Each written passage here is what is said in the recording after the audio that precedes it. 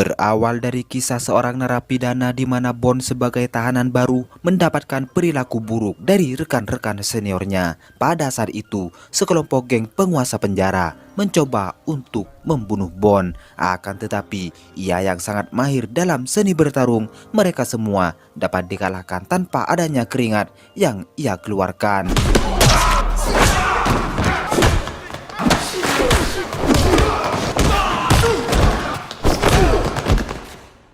2 tahun kemudian Bond akhirnya bebas, di mana untuk sekarang ini ia ingin hidup normal layaknya orang pada umumnya. Bond tinggal di sebuah kontrakan milik seorang kakek yang bernama Roberto. Diketahui Roberto dan anaknya yang bernama Tamara sangat senang menolong anak-anak yang terlantar. Hari pertama menginap di tempat tersebut, Bond mendapat beberapa masukan dari Tamara, di mana Bond sebagai pelanggan tidak diizinkan untuk berbuat hal-hal yang aneh, apalagi Tamara mengetahui bahwa Bond adalah mantan narapidana. Pada malam harinya kita pun diperlihatkan dengan sebuah pertarungan jalanan yang dipimpin oleh seorang pria bernama Pinball. Meskipun Pinball terlihat lugu, ternyata ia adalah panitia pertarungan yang memiliki beberapa petarung handal. Dengan demikian ia dapat menghasilkan uang dari pekerjaannya itu. Di sela pertarungan tersebut, sekelompok gangster penguasa kota yang dipimpin oleh seorang pria yang bernama James mendatangi tempat tersebut. Tujuan ia ke sana adalah untuk mengikuti pertarungan itu dengan menurunkan petarung andalannya yang bernama Hammerman si tubuh kekar. James akhirnya dapat memenangkan pertarungan tersebut setelah Hammerman berhasil menaklukkan petarung andalan milik Pinball.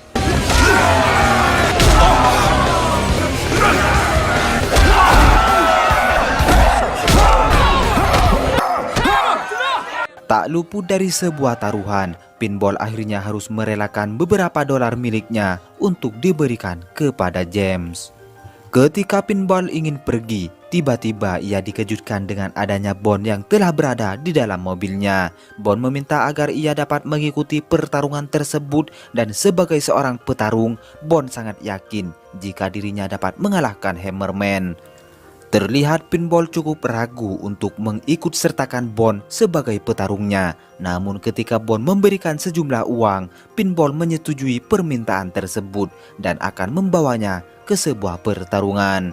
Sebelum James pergi, Bond mencoba menghampirinya dan tanpa sengaja ia melihat seorang wanita yang terlihat tidak asing. Wanita tersebut diketahui bernama Angela yang memang telah lama bersama James.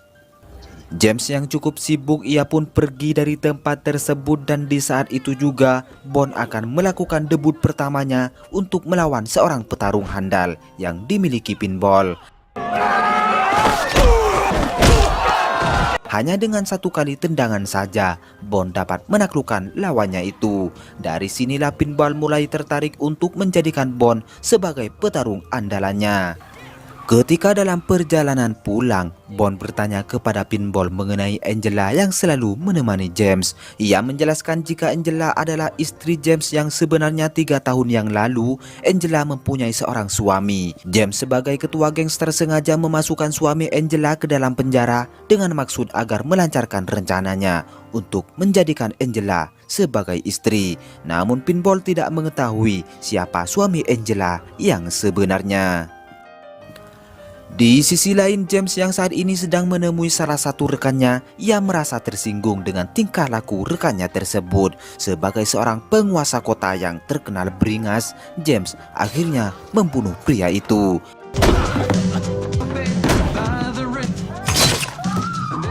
Pada keesokan harinya, ketika Bond sedang asik bermain catur bersama Roberto, Pinball ternyata sudah tiba di sana. Dengan pekerjaan inilah Bond harus melakukan rutinitasnya sebagai petarung jalanan. Kali ini ia akan menghadapi seorang di mana Pinball sebagai panitia menantang petarung lainnya untuk melawan Bond. Dengan taruhan yang bernilai cukup fantastis, salah satu rekan Pinball yang juga menjabat sebagai panitia pertarungan menerima tantangan Pinball, di mana ia tidak segan untuk mengeluarkan petarung andalan miliknya. Tak terima melihat Bond yang dapat mengalahkan petarung andalannya, rekan pinball kemudian mencoba untuk menurunkan semua petarung yang ia miliki untuk melawan Bond. Namun semua lawannya tersebut dapat dikalahkan dengan sangat mudah.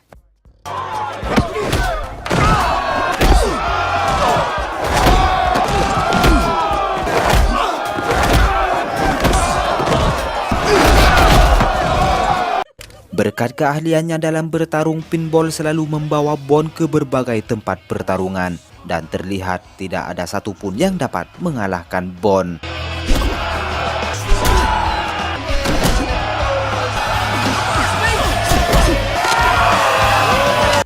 Esok harinya tibalah pertarungan antara Hammerman melawan Bond. Tampaknya James yang tidak ingin petarung andalannya mengalami kekalahan, ia pun memberikan obat kuat kepada Hammerman.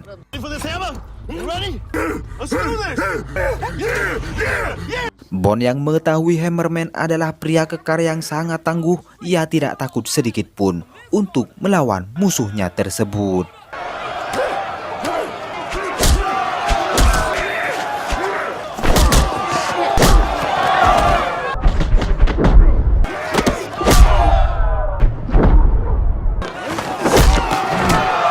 James yang mengalami kekalahan, ia pun memberikan uang taruhan tersebut kepada pinball. Dan melihat kemampuan Bond ketika melawan petarung andalannya, James tampak tertarik di mana ia mengundang Bond untuk bertemu di rumahnya. Esok harinya Bond tiba di markas James, di mana James pada saat itu mengungkapkan ketertarikan untuk merekrut Bond sebagai petarung andalan. James berjanji akan membawanya ke sebuah pertarungan internasional dan yang pasti dengan gaji yang jauh lebih besar daripada saat ini. James kemudian memperkenalkan seorang petarung yang bernama Price, di mana ia sampai saat ini belum ada yang bisa mengalahkan pria tersebut. Saking hebatnya, Price saat ini dinobatkan sebagai petarung terbaik dunia.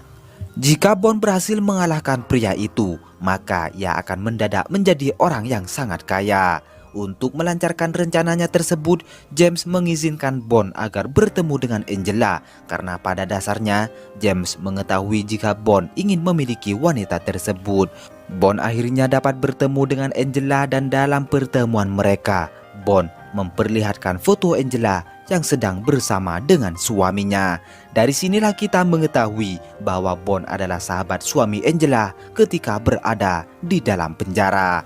Namun suami Angela berakhir dengan cara tragis ketika James membayar beberapa pembunuh untuk menghabisi suaminya tersebut.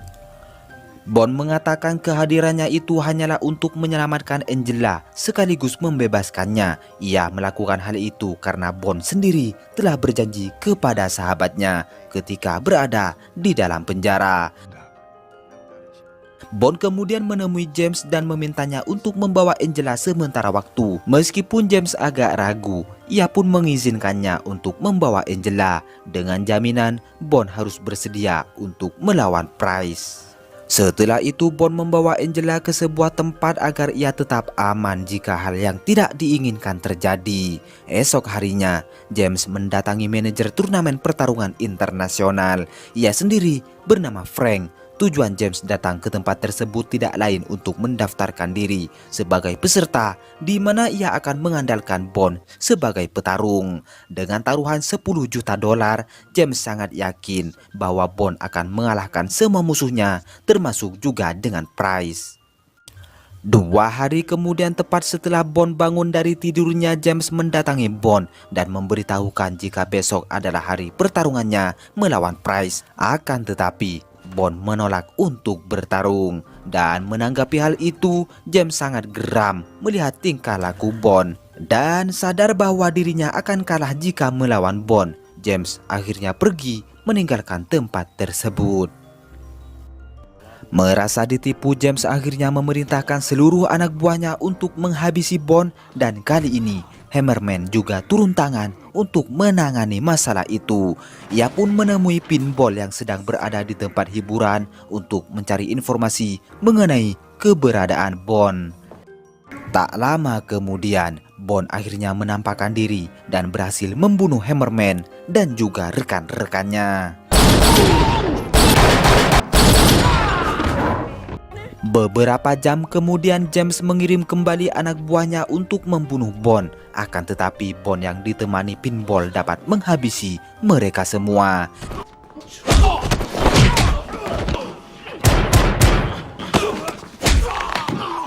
Ketika James menelpon anak buahnya yang telah tewas, Bond menerima telepon tersebut sekaligus memberikan sebuah peringatan kepada James.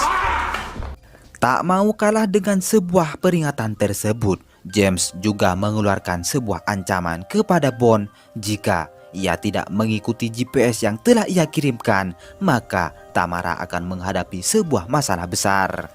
Karena tidak ingin hal tersebut terjadi, Bond terpaksa mengikuti James melalui GPS yang sebelumnya telah ia terima dari James. Bond yang mengikuti kemana James akan pergi, tibalah ia di sebuah tempat di mana tempat tersebut adalah markas besar Frank. Bond akhirnya bertemu dengan James dan juga Frank. Pada saat itu, Bond memanfaatkan momen ketika James mengungkapkan semua rencana busuknya untuk menjadi gangster penguasa kota. Bond berhasil merekam percakapan tersebut lalu mengirimkannya kepada Pinball. Dan bermodalkan rekaman yang ia terima, Pinball kemudian membuat laporan kejahatan kepada pihak kepolisian. Kembali kepada Bond, tampaknya ia terpaksa harus menghadapi Price yang ternyata telah berada di tempat itu, sehingga sebuah pertarungan pun tak dapat dihindarkan.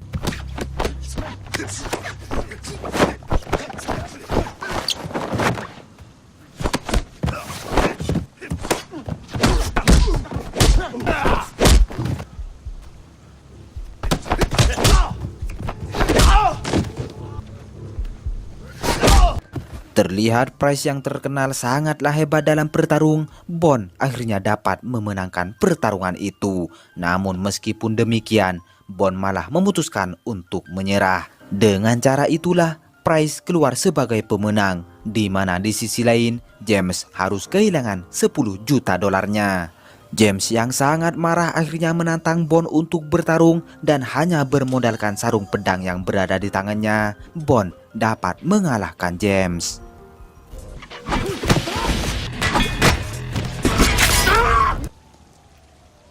Tak lama kemudian pihak kepolisian pun menyerbu tempat tersebut, sehingga Bond bergegas untuk melarikan diri. Esok harinya Angela akhirnya tiba di rumah Tamara untuk menemui anaknya yang telah bertahun-tahun tidak bersama. Setelah misi tersebut usai, Bond kemudian berpamitan kepada Tamara, di mana hari ini adalah hari terakhir ia mengontrak di rumah tersebut. Kebetulan pada saat itu, Pinball mencoba untuk membujuk Bond agar kembali menjadi petarung jalanan. Namun Bond menolak tawaran tersebut dan lebih memilih untuk menjalani kehidupan yang damai. Nervioso lo haga propio. Un impulso eléctrico. De por si yo lo encuentro a él.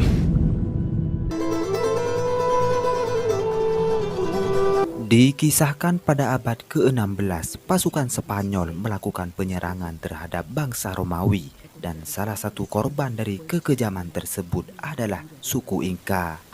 Pasukan Spanyol juga berusaha mencuri sebuah kitab bela diri yang sangat terkenal yang dinamakan Bela Diri Kondor, dikarenakan kitab tersebut adalah kunci bagi seorang ahli bela diri. Seorang pemuda membawa kitab itu, dan sampai saat ini kitab Bela Diri Kondor terjaga dengan sangat baik.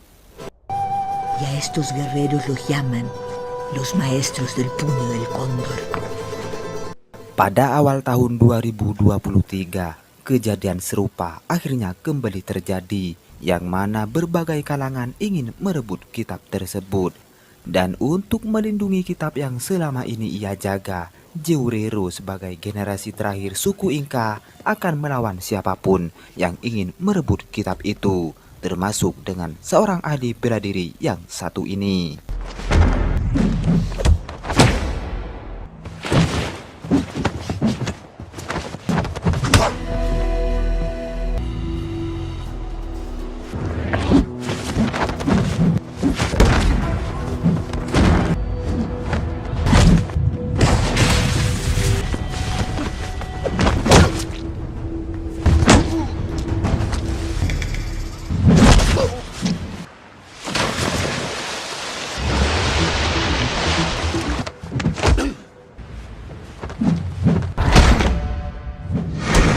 Sebagai seorang pemilik jurus tinju kondor yang terkenal mematikan, Jeorero berhasil mengalahkannya.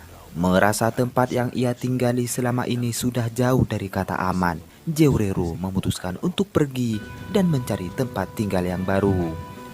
Di tengah perjalanan ketika ia beristirahat, lagi-lagi seseorang berusaha menyerang Jeorero dengan tujuan ingin merebut kitab bela diri kondor.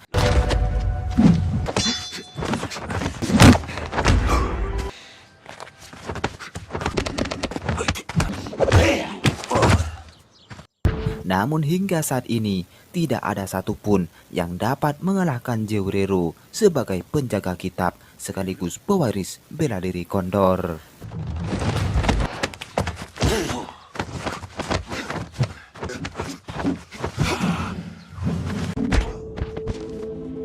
Dan setelah berhasil mengalahkan lawannya, Jeorero kemudian kembali melanjutkan perjalanan. Flashback ketika Jeorero masih remaja, ia ternyata pernah belajar bela diri kungfu kepada seorang master yang bernama Kwok. Selama 9 tahun belajar di sana, Master Kwok kemudian menyarankan agar Jeorero terus melanjutkan bakatnya kepada seorang master bela diri kondor yang bernama Gina. Dengan perintah tersebutlah, Jeorero kemudian melanjutkan bakatnya untuk menjadi seorang ahli bela diri yang sempurna. Kembali ke masa saat ini, di mana saudara kandung Jeorero yang bernama Jemilo memerintahkan murid satu-satunya yang bernama Kalari untuk mencari keberadaan Jeorero. Dalam hal tersebut, Jemilo memang telah lama merencanakan sesuatu untuk merebut kitab bela diri kondor dari tangan saudaranya itu.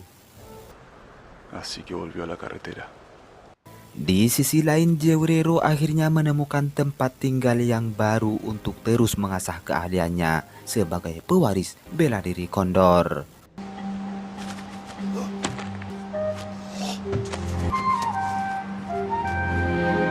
Kembali ke masa lalu, atas perintah langsung dari Master Kwok, Jeorero kemudian mengajak Jemilo untuk mendatangi Master Gina. Pada saat itu, Master Gina hanya menerima Jeorero sebagai murid dan menyuruh Jemilo untuk segera pergi. Dengan perasaan sedih, Jemilo akhirnya pergi dari perguruan tersebut. Hari demi hari pun berlalu, Jeorero yang sangat bersemangat terus berlatih bersama kedua rekannya, sesama murid dari Master Gina.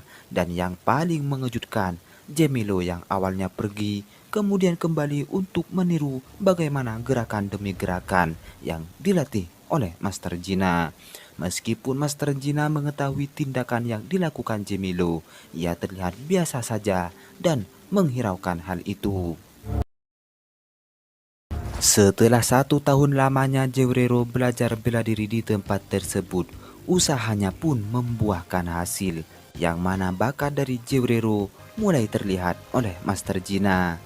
Singkat cerita, 3 tahun kemudian, dalam fase terakhir ia belajar, kedua rekan Jeorero memutuskan untuk berhenti dari perguruan Master Gina.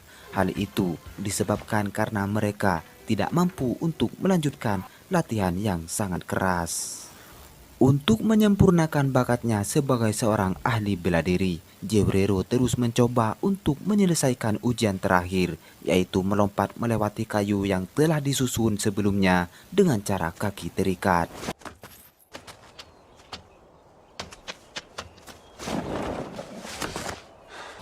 Di masa terakhirnya belajar bela diri, Master Gina kemudian mewariskan kitab bela diri kondor dan meminta Jeorero untuk menyimpannya dengan baik, karena dengan kitab tersebutlah ia akan menguasai jurus kondor yang terkenal mematikan. Cómo alimentar tu espíritu.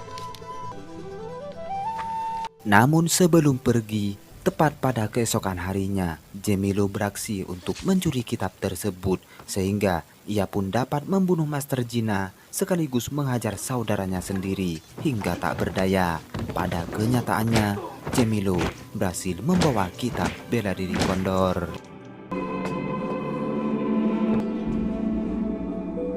Kembali pada masa kini, Jeorero yang berkeinginan untuk minum di sebuah bar ia mendapat sambutan tidak baik oleh sekelompok gangster.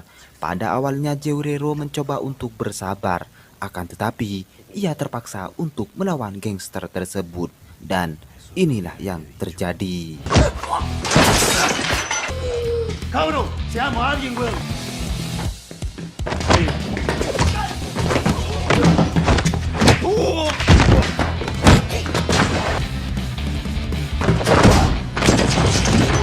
Tanpa mengeluarkan keringat, Jewrero dengan sangat mudah dapat mengalahkan mereka. Dan setelah itu, Kalari muncul dengan membawa pesan bahwa ia ingin berduel dengannya di sebuah tempat.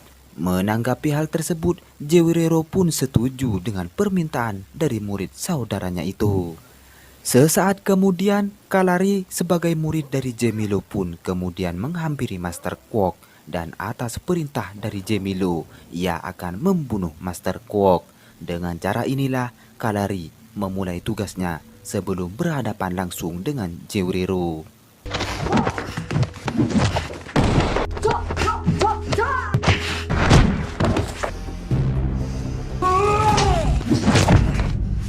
Dengan kekuatan penuh yang ia miliki, Kalari berhasil membunuh Master Quok.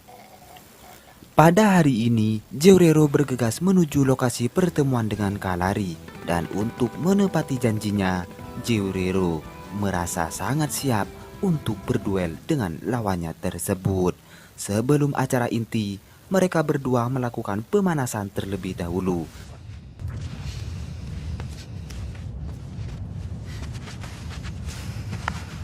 Dan tak lama kemudian, pertarungan hidup mati pun dimulai.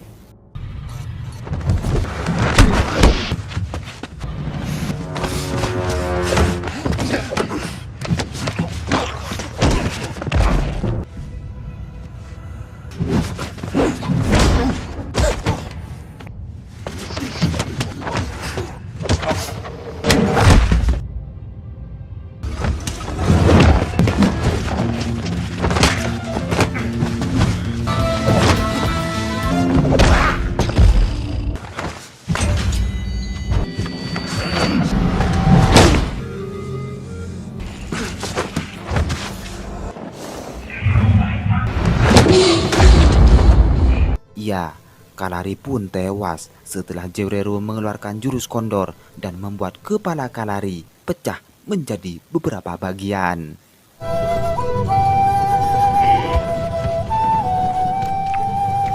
Film ini pun akhirnya ditutup sampai di sini, yang mungkin saja masih ada kelanjutannya di film The Fist of the Condor seri kedua.